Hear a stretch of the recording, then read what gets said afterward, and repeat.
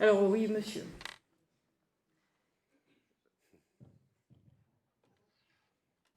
Merci. Mon nom est Eric Matoumo et je viens de la République démocratique du Congo. Et je suis vraiment très ému de pouvoir être parmi vous aujourd'hui pour participer à ces symposiums. La première chose, j'aimerais tout d'abord partager avec vous ma frustration. Je m'excuse de m'exprimer ainsi, mais permettez-moi de les dire parce que c'est une façon pour moi de pouvoir finalement évacuer ma douleur par rapport à ce qui se passe en République démocratique du Congo, d'autant plus que je viens de la région, de la province même, où se passent justement des atrocités dues justement aux richesses, aux minerais et aux différentes, bien entendu, ressources naturelles situées dans cette province. Donc je voulais juste compléter une chose par rapport à cette situation, que en plus de près de 5 millions de personnes qui justement ont perdu d'une manière directe leur vie, de par justement ces commerces illicites justement de ressources minières situées dans cette région, il y a ce que moi j'appelle les causes et les conséquences indirectes qui justement ne sont pas encore visibles aujourd'hui. Parce qu'il faut bien comprendre que derrière ces atrocités, par exemple, il y a l'anéantissement de la société, même de la base de la société. Quand je parle de l'anéantissement de la société, je fais allusion justement au viol de femmes, de nos mères, de nos filles, qui sont la base même de la reproduction de cette société-là. Et donc ça, c'est quelque chose qui est très important à comprendre, c'est que dans 5, 10, 20 ans, on va se retrouver avec justement de femmes qui, de par les traumatismes justement subis par des viols, ne seront plus finalement à reproduire, et donc on aura des problèmes de sous-peuplement. Ça, c'est un fait. Sans oublier, bien entendu, la dévalorisation totale de la société, bien entendu, à travers la femme, étant donné que la femme, c'est la base de notre société. Ça, c'est une chose. Et pour finir avec ce point, j'aimerais justement dire une chose, c'est que je suis très frustré, d'autant plus que, à travers justement vos interventions, vous avez soulevé un point très important qui n'est pas du tout actuel, c'est un problème qu'on a connu avec justement les règles et les normes internationales qui régissent justement le droit aux ressources naturelles de chaque peuple. Et vous avez bien dit justement qu'il y a une contradiction extraordinaire, qui est difficile à expliquer d'ailleurs, entre ce qui est justement prévu juridiquement par là et ce qui s'est fait par ce même instance qui prévoit ces règles. Et donc, je laisse la parole justement et la réflexion auprès de l'audience pour pouvoir, la porte-conseil, j'espère bien, pour pouvoir réfléchir sur ce point et demain, si possible, venir avec des pistes et des solutions, si pas des idées qui peuvent nous permettre de pouvoir répondre à cette question. Ça, c'est ma première intervention. Ma deuxième intervention concerne justement la notion du bien commun dont Madame Geneviève vient de parler. Je vais tout d'abord exprimer mon désaccord par rapport à la notion du bien commun en tant que en tant qu'intérêt politique. Je pense plutôt que le bien commun, ce serait bien de le prendre comme étant un intérêt social. Parce que j'estime que tout ce qui est défini au départ dans la voie d'un intérêt politique exige ou exige un certain nombre d'enjeux et des enjeux qui, malheureusement, poussent les acteurs politiques à une sorte d'appropriation privée, justement, de ces biens qui sont communs. Raison pour laquelle je pense bien que ça serait déjà au départ de les considérer comme étant plutôt de biens communs en tant qu'intérêt social plutôt qu'intérêt politique. Deuxièmement, la notion de l'État par rapport à l'intervention de l'État par rapport aux multinationales pétrolières. Je pense bien que, parce que vous avez bien parlé que depuis 30 ans, on a constaté que les États ont finalement la mainmise sur les ressources pétrolières. Vous pouvez avoir raison, je ne le nie pas, mais je pense bien que avant de pouvoir parler de l'État comme étant,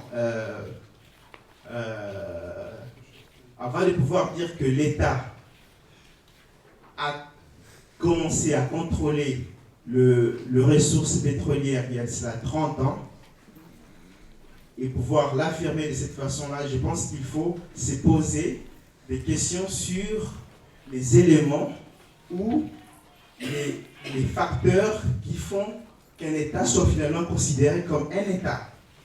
Parce que j'ai bien peur que les États qui, visiblement, sont des États, ne les soient pas finalement dans les cas concrets. D'où ma question de savoir exactement, selon votre déclaration, qu'est-ce que vous définissez exactement dans ces cas d'espèce comme État? Parce qu'aujourd'hui, je pense bien que, comme dans la plupart des pays, entre parenthèses du Sud, je ne crois pas que la notion d'État a de place d'exister. Je vous remercie. Merci. Geneviève ou Alejandro, vous voulez répondre particulièrement là, je pense que monsieur faisait référence à, à des nombreux États africains où il y en a aussi en Amérique latine où l'État, il n'y a pas d'État et à ce moment-là, comment on parle des biens communs.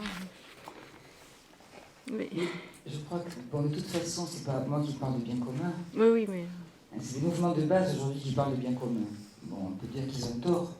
Ça, c'est une chose. On peut très bien dire qu'ils ont tort. Mais je voudrais revenir sur le terme de politique. Quand vous dites que c'est un enjeu social, vous savez, dans la société aussi, il y a des phénomènes d'accaparement, pas seulement par les acteurs politiques, des pouvoirs. Donc ce que vous posez, c'est la question démocratique. Ce que j'ai voulu dire, que c'est une question politique, la question des communs, c'est au sens que ça concerne la vie des citoyens, la vie de la cité, c'est ça que j'ai voulu dire. C'est pas les problèmes des rapports de force entre tel parti, tel acteur politique. C'est pas le champ politique, uniquement le champ du pouvoir. Ça veut dire qu'on pose à travers ça les bases de la société. C'est ça le politique. Dans quelle cité on veut vivre? C'est ça, la politique, c'est ce que j'ai voulu dire. Et là où vous avez raison, c'est qu'effectivement, il peut y avoir cette idée d'accaparement, bien entendu, mais ça c'est vrai partout. Dans ce qu'on appelle la société civile aujourd'hui, c'est pas une société qui est égalitaire, la société civile. Il y a des phénomènes d'accaparement aussi. Donc après se pose la question des règles et donc de quel type de démocratie, il n'y a pas qu'une forme, quel type de démocratie on se donne pour justement élaborer des règles et faire que ces règles soient respectées par l'ensemble. Qui est égalité d'accès par rapport au commun, c'est très important, les règles d'égalité d'accès. Bon, ça c'est... Alors après, sur les États, j'entends tout à fait ce que vous voulez dire. C'est que, il y a des sociétés, notamment africaines, en Afrique, tel que vous semblez le dire, où le rapport à l'État est extrêmement compliqué, l'État lui-même. Mais ce que j'ai voulu dire tout à l'heure, avec les compagnies pétrolières, qui sont des compagnies étatiques, c'est vrai aujourd'hui dans beaucoup de pays émergents. Au Brésil, par exemple, je ne sais pas où vous le mettez, le Brésil, c'est le pays émergent, c'était le Sud, en tout cas. Mais la compagnie qui exploite le pétrole, c'est une compagnie d'État. C'est pas... Et comment dire, que ces pays-là, à un moment donné, aient dit « on récupère nos ressources », bien sûr que c'est important, par rapport aux transnationales, etc. Ce que j'ai voulu dire, c'est que ce n'était pas suffisant.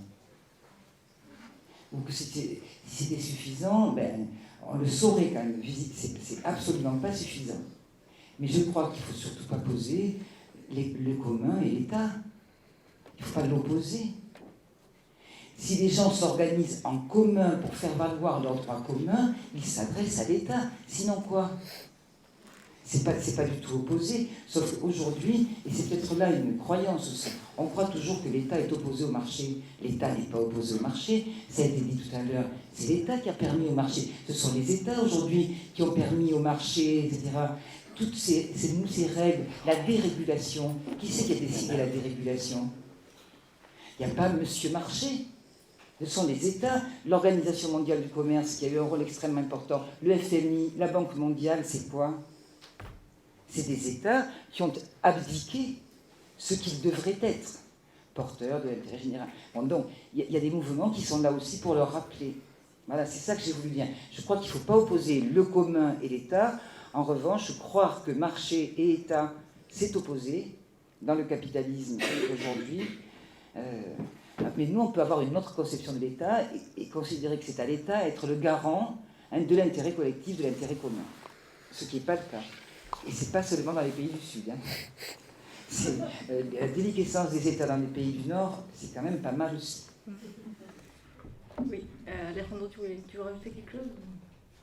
Tu veux ajouter quelque chose ? Non, je préfère laisser la parole. D'accord. On a accaparé la parole. Oui. Je pense qu'il non, mais faut tu es là pour répondre. pour rétablir un peu l'équilibre. Alors, oui, chez La parole devient un bien commun. Oui, mais là, c'est moi qui la monopolise. Alors, d'abord, il faudrait aussi que Florian aussi voulait parler, monsieur, oui. Je vois. Oui, moi, le sujet m'intéresse beaucoup pour une bonne raison. Je viens du milieu du pétrole. Donc, je vais jouer un petit peu pas les avocats du diable, mais le sujet m'intéresse vraiment parce que l'appartenance de la ressource pétrolière est effectivement quelque chose d'important, surtout qu'on sait que on va en manquer dans quelques années, effectivement. Et je pense que Geneviève a très bien décrit la situation, que la ressource pétrolière appartient pour l'instant, enfin exploitée majoritairement et très majoritairement par des compagnies qui sont des compagnies nationales, que ça va être de pire en pire, parce que, enfin de pire en pire, de plus en plus comme ça, puisqu'en fait la majorité des ressources se trouvent au Venezuela, au Mexique et puis au Moyen-Orient, où c'est très largement les compagnies nationales qui exploitent. Ce qui me frappe un peu, c'est qu'on ne se posait pas cette question-là quand c'était les pays consommateurs qui étaient aussi les principaux producteurs de pétrole. Les États-Unis ont été exportateurs de pétrole pendant beaucoup d'années. La Grande-Bretagne aussi, à tel point que la Grande-Bretagne à une époque s'est posé la question si elle n'allait pas être adhérente à l'OPEC. Et puis finalement, très rapidement, ils sont devenus importateurs de pétrole parce que la ressource pétrolière leur a permis une croissance économique qui a fait que très rapidement, leur propre ressource n'a plus suffi. Donc maintenant qu'on fait plus la distinction entre pays consommateurs de pétrole et compagnies, pays exportateurs et pays importateurs de pétrole, on se pose la question de ce bien commun qu'on ne se posait pas avant, et ça me paraît une question intéressante. La deuxième chose que je me pose par rapport à la gouvernance, parce qu'effectivement, je pense que derrière, c'est d'abord un problème politique, c'est que le pétrole soit exploité par des compagnies nationales ou par des compagnies privées, les impôts passent derrière, et finalement, la ressource de l'État, elle est dans sa façon d'imposer des règles et d'imposer les compagnies qui extraient le pétrole. Et donc c'est rentable, on en exploite. Si ça devient plus rentable, on s'en va. Donc il y a une question politique derrière qui me paraît absolument évidente. Et l'autre question par rapport à la gouvernance de cette ressource-là, qu'on voit en ce moment, c'est qu'il y a pas mal de pays qui ont creusé un déficit en gageant ce déficit sur la ressource pétrolière à venir, et que, en fait, les compagnies pétrolières, évidemment, exploitent les richesses, mais aussi tout le système financier international profite de cette situation en finalement, à partir de ressources qui ne sont pas encore exploitées, avalent les profits dont les pays pourraient servir pour se développer. Enfin, le dernier point, si vous me le permettez, qui me vient à l'esprit, c'est la question de l'exploration pétrolière, parce qu'on n'en a pas du tout parlé, et on a considéré la ressource comme une ressource naturelle, comme les forêts, l'eau. Il y a quand même une différence fondamentale qui est que le pétrole, tant qu'on ne l'a pas trouvé, il n'existe pas, et les coûts d'exploration pétrolière sont énormes. Et plus ça va être important, parce que comme l'a dit Geneviève, je crois, on va le chercher de plus en plus profond, de plus en plus loin, dans des conditions de plus en plus difficiles. Donc ce coût d'exploration qui est souvent à fond perdu, il faut savoir qu'un puits d'exploration sur 10 à peu près fait l'objet d'une découverte, ces coûts d'exploration doivent être absorbés. Est-ce que les États seront prêts par rapport à leurs contribuables, à dire on va se lancer dans l'exploration pétrolière, quitte à finalement dépenser l'argent de l'État pour cette hypothétique ressource? Là, j'en suis pas certain non plus. Donc voilà mes réflexions par rapport à tout ça. Merci. Oui, alors il y a plusieurs questions. Monsieur. Et puis Florian, tu voulais parler aussi? Oui, après. Bon, alors Florian, après monsieur, et Bernard. Oui, en écoutant Geneviève Lazane, je suis d'accord avec elle à 99%, et pas pour le dernier pourcent, et fortement contre le dernier pourcent. Dans le sens où, évidemment, on peut traiter le pétrole comme un bien commun, si on regarde l'affaire d'humanité, ce que ça implique du point de vue de l'écologie, ce que ça implique du point de vue social, etc., que c'est un bien fini, tout cela est clair.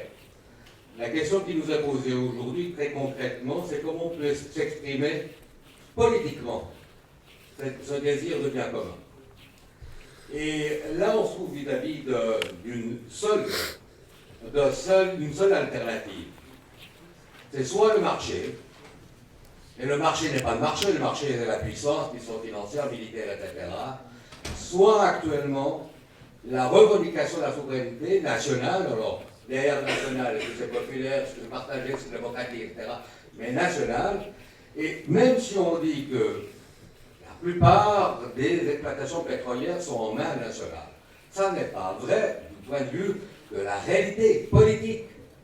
Et si justement il y a des problèmes politiques aujourd'hui et des gouvernements qui sont attaqués, c'est parce que, se basant sur des nationalisations qui ont eu lieu 20 ans, 30 ans, 40 ans, avant, ils les emploient politiquement. C'est le cas du Venezuela, c'est le cas de la Bolivie en partie, etc., etc. La contradiction, c'est que, à un moment donné, la seule possibilité institutionnelle aujourd'hui, et le seul espace institutionnel où peut s'exprimer une volonté démocratique à construire du peuple, c'est encore l'État. Il n'y a pas d'autres endroits aujourd'hui. Le Forum social mondial est sans puissance du tout. Il n'a pas de capacité politique. C'est pour ça que je pense que la question de le rappel des fondements du droit international, même si on dit qu'ils sont mal interprétés, même si on dit qu'ils sont bafoués, y compris, et particulièrement le Conseil de sécurité, par exemple, la réaffirmation, l'appui sur ce droit international est juste une base d'appui pour aller plus loin. Et qu'au contraire, parce que vous l'avez précisé une ou deux fois, elle dit, bien commun, ce n'est pas l'interprétation que veulent les néolibéraux. Et c'est bien dans ce sens-là que ça va être interprété, si on avance comme revendication immédiate la question du bien commun. Non pas comme perspective de long terme, bien sûr. Le pétrole n'appartient à personne. Mais comme revendication immédiate, le bien commun, monsieur l'a assez très bien interprété aujourd'hui. Il a dit il y a 30 ans, ça ne posait pas de problème parce que ce n'était pas les pays du Centre qui produisaient principalement le pétrole. Maintenant, ça pose un problème parce que c'est les pays qui revendiquent leurs droits nationaux. Au niveau national, pour d'autres choses, pour une oligarchie. Et c'est là que ça commence à poser un problème. C'est pour ça que je pense que ce débat, on devrait, à mon avis, disons, le tenir dans une perspective concrète de lutte. En même temps, il faudra mettre une perspective, vous le faites très bien, de perspective philosophique de nouvelles sociétés. On doit se situer aujourd'hui où on en est dans les rapports de force idéologiques, politiques, militaires, et le droit juridique aussi. Merci. Vous voulez réagir ou plus tard? Alors, je veux te dire, c'est que si au Venezuela, il y a un pouvoir qu'il y a en Bolivie aussi, en Équateur aussi, c'est qu'il y a eu des mouvements sociaux très puissants, très puissants, qui sont à l'origine de ces pouvoirs-là. Donc je pense qu'on ne peut pas opposer d'un côté le politique, l'État à la souveraineté, et de l'autre côté les mouvements sociaux. Sinon, on a des formes bureaucratiques de société, je pense que c'est pas ça que nous souhaitons. Bon, donc je crois que c'est vraiment pas dans l'opposition. Et juste un point sur les communs, justement si dans les pays du Nord, les mouvements qui portent l'idée de commun, c'est parce qu'ils pensent, la plupart, qu'aujourd'hui c'est à nous à diminuer notre consommation de pétrole. C'est ça que ça veut dire derrière le commun. C'est que si c'est commun, il faut qu'il y ait égalité d'accès au niveau international. Et s'il y a égalité d'accès, compte tenu que la ressource est rare, ça veut dire que nous qui sommes des surconsommateurs, devons envisager un autre système de production et de consommation qui diminue. C'est à nous à diminuer. C'est ce que disent tous les mouvements des communs aujourd'hui. Oui, alors il y avait Jacques Cossard là, et puis après Bernard.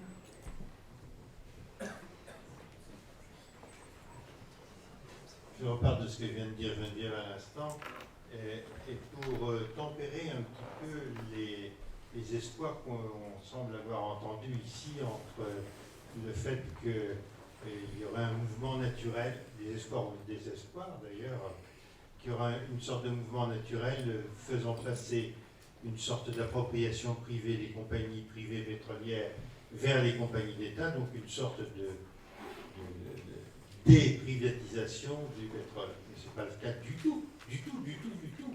Et je ne crois pas du tout à ce que vous dites sur ce qui s'est passé depuis 30 ans. Quand vous évoquez la question des frais de prospection pétrolière, et ça a toujours été remis dans le prix du pétrole. Vous dites qu'il y a des frais qui sont à fond perdus, pas du tout. Qui paie la prospection pétrolière? C'est le consommateur final, c'est-à-dire celui qui va, et c'est mon deuxième point à l'instant, que ce soit les compagnies publiques aujourd'hui ou hier. Souvenez-vous, il y a un État qui s'appelait l'Union soviétique, qui a produit beaucoup de pétrole et de gaz, et qui a fait beaucoup de dégâts écologiques. Et il n'y avait aucune propriété privée. Ce que je veux dire aujourd'hui, c'est que le fait que 90% ou plus de la production pétrolière soit le fait d'États, de sociétés publiques ou de sociétés d'État, ne change strictement rien au fonctionnement que nous devons mettre en cause précisément par rapport au commun, ce que je préfère appeler moi le bien public mondial, pour d'autres raisons qu'on peut-être on aura l'occasion de revoir demain, c'est la remise en cause du productivisme. Le même productivisme qui était avant en fonctionnement avec Monsieur Total, par exemple, pour prendre un exemple français, puisque je suis de ce pays, est exactement le même que Monsieur Total travaille dans telle ou telle région, qu'il travaille en Birmanie, avec des sociétés d'État. Donc ce que nous avons à mettre en cause, c'est le productivisme qui est derrière cette fonction-là, et c'est-à-dire le capitalisme. Voilà ce pourquoi j'appelais votre attention sur cette espèce d'espoir qui serait vain, selon moi, d'espérer que les choses pourraient changer parce que, d'abord, ne changeront pas les questions, les perspectives quant au pic qui a été évoqué à plusieurs reprises et à la finitude de cette ressource, et puis surtout le mode d'exploitation qui fait que, de toute façon, c'est bien pour alimenter les profits capitalistes que l'opération se met en place. Merci. Bernard Fourneau.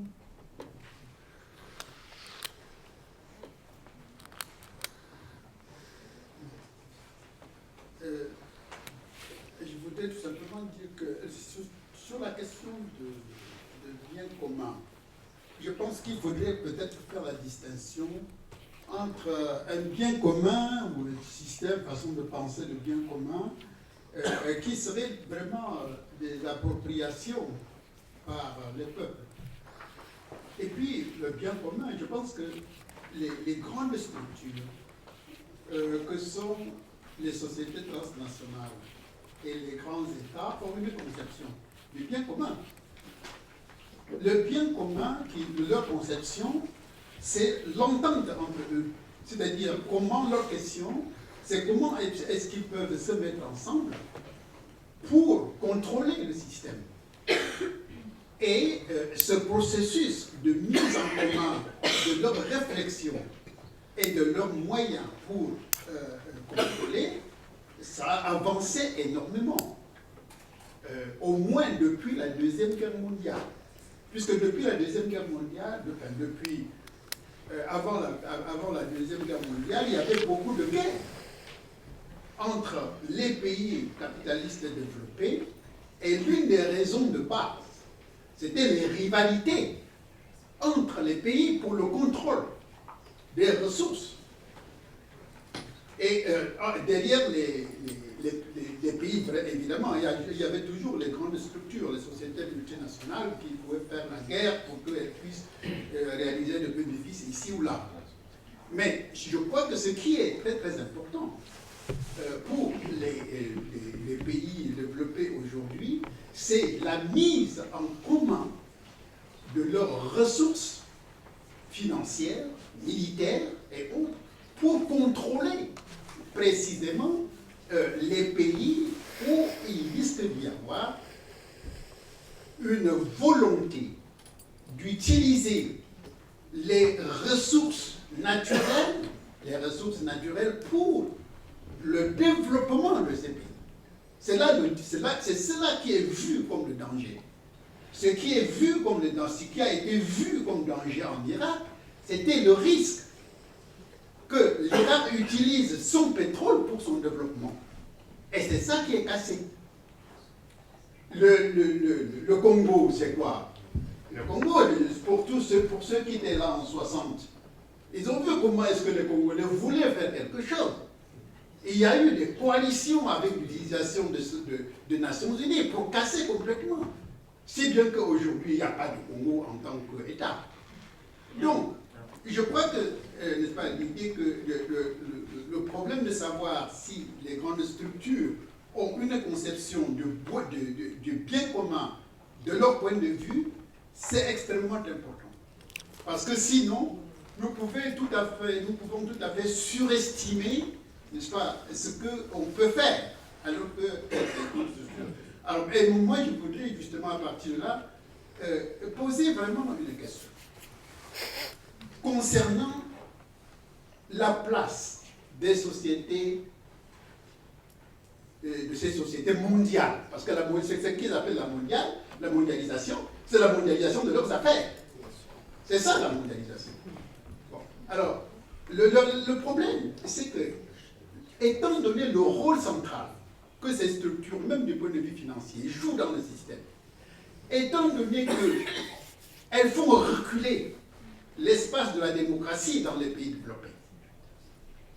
Alors, comment est-ce qu'on peut penser un bien commun à l'échelle mondiale si on ne remet pas en cause l'idée que ces grandes structures privées puissent dicter leurs lois au gouvernement? Est-ce que nous devons juste accepter l'idée que oui, les sociétés multinationales sont là, elles se développent, et quand elles laissent un espace, il faut s'y glisser? Ou bien, est-ce qu'on doit poser vraiment le problème que ces grandes structures constituent des véritables dangers, c'est-à-dire des structures qui empêchent vraiment le système démocratique dans les pays de fonctionner. Merci. Merci. Oui, alors il y a un monsieur derrière encore. Bonsoir.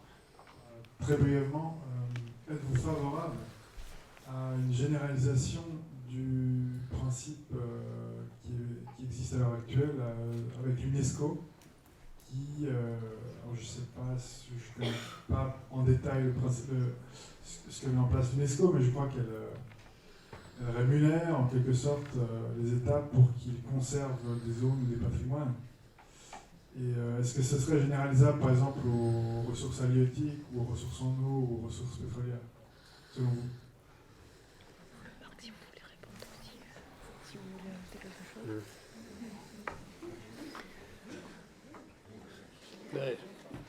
Madame, je n'ai pas parlé de bien. Je n'ai pas parlé de bien commun parce que je ne comprends très bien qu'est-ce que ça veut dire bien commun. Peut-être que c'est une façon cachée de parler de communisme.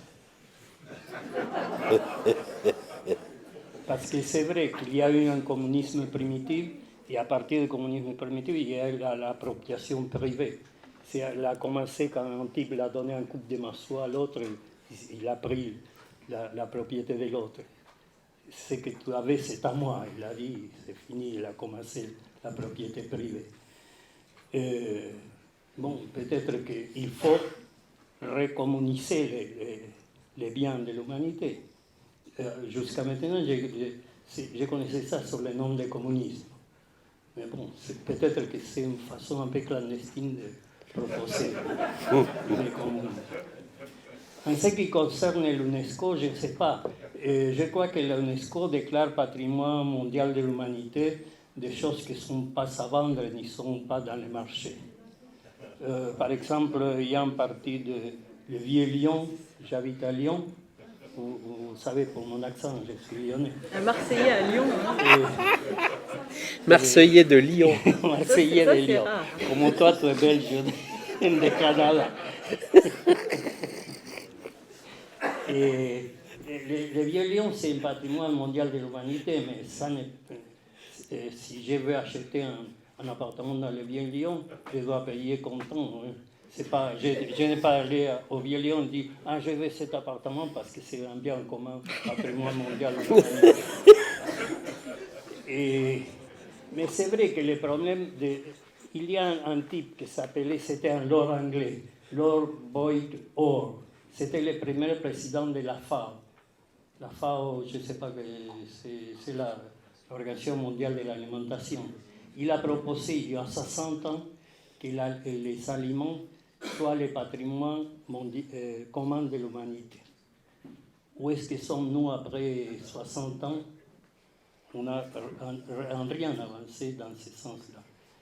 Je crois que la commission, le comité des droits humains a dit aussi que le droit à l'alimentation, c'est un droit essentiel de l'être humain. C'est comparable au droit à la vie, mais on voit que partout dans le monde, il y a une surabondance d'aliments d'un côté, et de l'autre côté, il y a des millions de gens qui crèvent de faim. Alors, on n'a avancé rien dans le sens de la proposition de Boyard, il y a 60 ans, ça reste nul, il n'y a rien dans ce sens-là. Alors, quel est le problème? Justement, l'appropriation privée de l'aliment et la spéculation avec les aliments. Les aliments, maintenant, on cotise en bourse. À Chicago, on cotise les blés, les maïs, etc., etc. Le problème, c'est le système. On ne peut pas parler comme ça de... Je suis d'accord avec le bien commun communiste, mais on n'avance pas dans ce sens-là. Je pense que c'est parce qu'on a une sorte de flou idéologique sur les choses. On ne parle pas clairement des choses telles qu'elles sont. Il faut parler des choses telles qu'elles arrivent dans la réalité des choses partout dans le monde. Oh, Madame a parlé de la question de qu'il y a que les États on n'a rien fait ou presque pour socialiser les ressources, etc., etc. En Amérique latine, il y a une période, j'ai parlé dans mon intervention, dans les années 60 et 70, il y a eu des mouvements. Il y a eu le Chili de Salvador Allende, il y a eu dans d'autres pays, Guatemala, de Arbenz Arévalo dans les années 45, qui sont finis avec des coups d'État. C'est que c'est pas des utopies. Le communisme, c'était une utopie abstraite pour beaucoup. Il y a beaucoup d'utopies concrètes aujourd'hui. Quand, par exemple, je parle pour la France, pour pas toujours parler des pays du Sud, quand des gens se battent, par exemple, pour récupérer l'eau des firmes multinationales qui gagnent des corps des luttes, et qu'elle est municipalisée, pas étatisée, qu'elle est de nouveau municipalisée, l'eau, c'est tout à fait concret. Et ça dessine un horizon. Quand des gens, aujourd'hui, se battent pour récupérer de la terre contre des multinationales, parce que la terre, ils estiment que c'est un bien commun, et qu'elle ne peut pas être vendue de la sorte. Quand des gens en Amérique latine se battent contre la privatisation des forêts à travers le marché du carbone, ce n'est pas des utopies, c'est pas de l'abstrait, ce sont des utopies concrètes qui permettent à des mouvements sociaux d'exister à un moment donné et de faire qu'on peut envisager un avenir concret et pas à partir d'un homme abstrait ou d'une idée communiste abstraite comme étant le destin supérieur de l'humanité, même si c'est vrai que dans le communisme il y a commun, bien sûr c'est vrai. Hein, mais je crois que si on veut parler de choses concrètes, je crois que on doit tirer les bilans aussi des socialismes bureaucratiques qui ont été des catastrophes sociales, écologiques et politiques. Bon, on doit aussi tirer ces bilans-là. Hein, et c'est pas... bon, voilà. Donc je pense que je suis assez d'accord sur une chose, c'est que sur la définition des biens communs, mais c'est la même chose au niveau de l'État, c'est pas le bien commun comme ça en général, mais sur la définition des biens communs, c'est vrai qu'il y a des enjeux politiques. Bien sûr. Et c'est la même chose pour tout. C'est pour ça tout à l'heure, quand je disais qu'il y a un enjeu politique sur les biens communs, c'est la même chose pour tout. Hein, c'est pas... je veux dire qu'il n'y a pas aujourd'hui, je vois pas de terrain qui serait complètement un terrain réconcilié, où il n'y aurait pas un affrontement sur des conflits extrêmement importants qui touchent à la vie des gens. Bon, et alors après, sur les nécessités qu'il y a eu pour les États de récupérer les biens, je suis entièrement, je l'ai dit, je suis très favorable à ça. Je pense que ce n'est pas suffisant. C'est tout. Hein, mais, parce que sinon, s'il n'y a pas de mouvement citoyen, je ne sais pas comment l'appeler, auto-organisé aussi à la base, eh bien, il n'y a même pas de solution politique de transformation. Si on regarde l'Amérique latine aujourd'hui, les dernières expériences d'Amérique latine, elles sont portées vraiment par des mouvements sociaux, y compris Lula au Brésil, a été porté par des mouvements sociaux extrêmement importants. C'est ça, et ça, c'est pas de l'utopie abstraite. Ce sont des mouvements, les mouvements des paysans sans terre, les mouvements qui aujourd'hui se battent parce que la terre est un bien, ils le disent, c'est un bien commun, et que ne pas avoir de terre, ce n'est absolument pas supportable. Bon, ben c'est concret. Merci. Encore quelqu'un voudrait intervenir? J'ai juste un mot, mon utopie à moi pour le moment, c'est pas le communisme, c'est un gros mot pour moi, mais peu importe, à cause de son passé justement bureaucratique, mais c'est plutôt la croissance zéro. Je pense que notre société va devoir de toute façon arriver à la croissance zéro un jour. Ça ne veut pas dire ne plus grandir ou ne pas avoir une augmentation de population, des choses comme ça, mais ça veut dire ne pas avoir une croissance exponentielle et qui repose essentiellement sur le pétrole, comme c'est le cas actuellement. Ça veut dire trouver d'autres façons d'être heureux et de vivre un peu ce que vous disiez précédemment, c'est-à-dire comment est-ce qu'on veut vivre. Et alors, la question, c'est si on regarde, je ne sais pas, quelque chose, ce n'est qu'illustratif, mais ce que dit le WWF au sujet de l'empreinte humaine. On dépense 1,5 terres actuellement, on utilise 50% trop de ressources par rapport à ce qui serait renouvelable actuellement au niveau global. Et si on regarde les Chinois, si les Chinois prétendent au même niveau de vie que nous, mais ça va être effrayant. Il faut à tout prix adopter des alternatives. Et bon, les alternatives, elles sont technologiques aussi. Il va falloir, partager, partager ces ressources, du transfert de technologie, etc. Il va falloir faire quelque chose. Et ça demande un dialogue au niveau mondial. Donc il faut quand même, en termes d'utopie, j'invoquerai pas la fraternité ou des choses comme ça, mais il faut qu'on commence à être moins égoïste en tout cas. Voilà. Il faudra montrer l'exemple aussi, parce qu'après, c'est les pays comme la Chine, tous disent, mais attendez, ils ont raison, ils ont entièrement raison. C'est pour ça que nous devons adopter la croissance zéro de toute urgence. Parce qu'on n'a aucune leçon à donner à personne. On utilise 8 fois ce qu'on a droit d'utiliser. En Suisse, c'est peut-être 7, mais c'est la même chose. Moi, je voudrais quand même, de ce point de vue-là, apporter une petite contradiction, si vous me permettez. Quand vous dites « on », je suis totalement d'accord dans nos pays. Mais dans nos pays, n'oublions pas non plus les fortes inégalités. Donc ce « on » est un petit peu abusif. Je crois qu'il faut faire très attention à cette affaire-là. Nous avons chez nous en France, chez vous en Suisse, peut-être c'est un peu différent, nous avons... Alors c'est pareil, pire encore que ce que je pensais. Nous avons chez nous en France aujourd'hui 80% de la population qui vit avec un salaire qui est un peu en dessous de la médiane. Moins de 2 000 euros. Pardon ? Moins de 2 000 euros. Moins de 2 000 euros. Bon.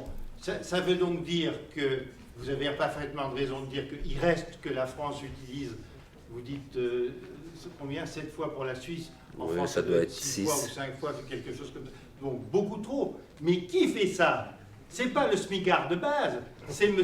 Pinault, c'est ça. C'est ce que je disais tout à l'heure en reprenant ce que disait Geneviève, vous parlez de croissance zéro, je ne sais pas si c'est la croissance zéro, en tout cas c'est le croissancisme qu'il faut arrêter, parce que le croissancisme alimente le capitalisme. Et c'est donc le capitalisme qu'il faut arrêter.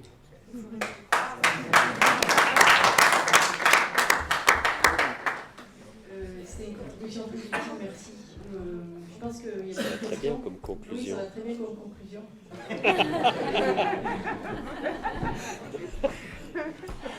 J'ai juste une question à Geneviève. Cette proposition d'Alberto Acosta, elle en est où? C'est passé ou pas? C'était une proposition en fait, de Rafael Correa, qui l'a présentée à l'OPEP lors de la rentrée de l'Équateur en 2007 à l'OPEP. Et il l'a portée au niveau politique. Rafael Correa l'a porté au niveau politique, et c'est Hernan Daly en fait qui l'a théorisé. Donc un économiste états-unien qui a théorisé le fait de mettre une taxe de 1% sur chaque baril de pétrole exporté. C'est-à-dire que les pays consommateurs paieront le baril de pétrole, le prix du baril de pétrole, plus une taxe de 1% qui après irait dans un fonds mondial pour l'environnement. Là, ça reste encore à réfléchir à comment gérer ce fonds mondial de l'environnement qui ne peut pas être géré, bien entendu, par l'OPEP, puisque là, c'est une proposition à partir de l'OPEP. Et du coup, c'est Rafael Correa qui l'a porté au niveau politique et non Alberto. Merci. Donc c'est Mathieu Lequin qui interviendra demain après-midi avec Alexandra Guida sur l'initiative Yassoune.